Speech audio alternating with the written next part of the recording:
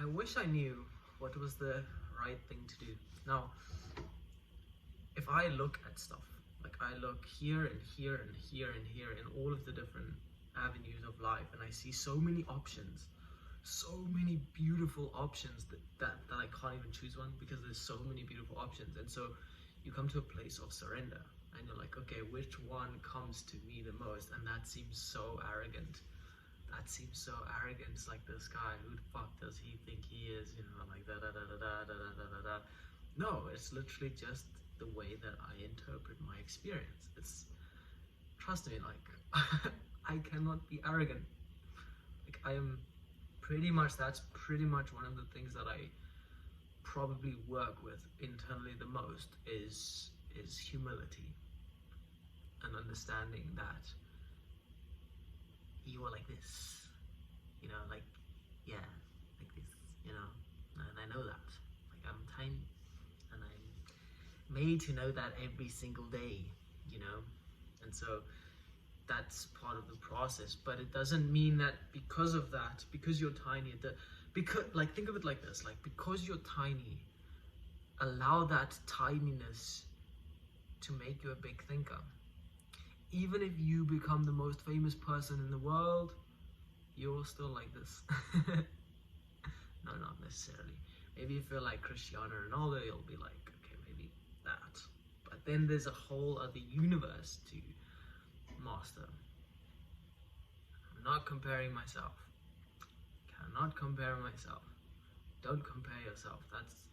That's if I was to create like a list of sins, comparison, that's comparison is, do not compare yourself to anybody else, to anything else. You have your lane and focus on that. And I do it a lot. I compare myself, but you don't know if you're like literally stealing.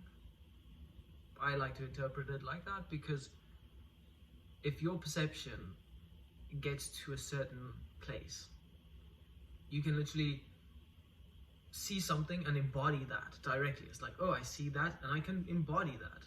Literally, like take that person and put it in myself and nice. Metaphorically. But and that's okay because receptivity is also something. But yeah, it's like that. So see, something that Jesus taught, I think. See, that's what, if I was to interpret Jesus was a version of the divine masculine energy. And I'm all over the place now, but that's part of my nature. Jesus was an embodiment of divine masculine energy. I don't know if, yes, I'm speaking about big things, but not many people watch these videos, so, but Jesus was an embodiment of the divine masculine energy. And I don't know, because I see many people now, the way that I interpret the world is divine masculine and divine feminine in everybody. You see, Age of Pisces, that was when Jesus was here. In the beginning of the Age of Pisces is yin yang, the sign of duality. So it could have taught us the emotional play between the divine masculine and the divine feminine. And now within the Aquarian age, now we all embody divine masculine and divine feminine qualities within us. And so the teachings of Jesus and those teachings of this beautiful play, now recently you get teachers like, for example, Paramahamsa Yogananda, which I interpret as divine masculine and divine feminine, because he teaches, I remember reading something like this, the divine play. And it happens in all of us. The divine play between the Divine Mother and the Divine Father, which is something each of us has to contemplate. God and Earth, like we are the bridge between heaven and earth.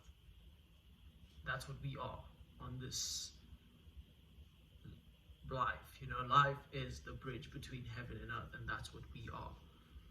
And so there's no reason to, yeah, I guess that's pretty much it.